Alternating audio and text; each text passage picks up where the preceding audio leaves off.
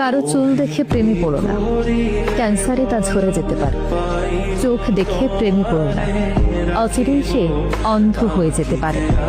কারো গায়ের রং বা সাদা চামড়া দেখেও প্রেমে পড়ো না, সামান্য দুর্ঘটনায় তা ঝলসে যেতে পারে।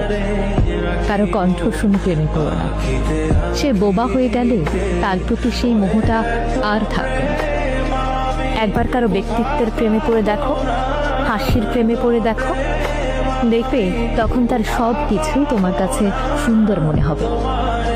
বয়সের সাথে সাথে তার চুল বা চামড়া হয়তো আর আগের মতো থাকবে না, কিন্তু তার যে ব্যক্তিত্বের প্রেমে তুমি পড়েছিলে, সেই ব্যক্তিত্বই তাকে তোমার চোখে সবসময় চিরসুন্দর এবং আকর্ষণীয় করে রাখবে।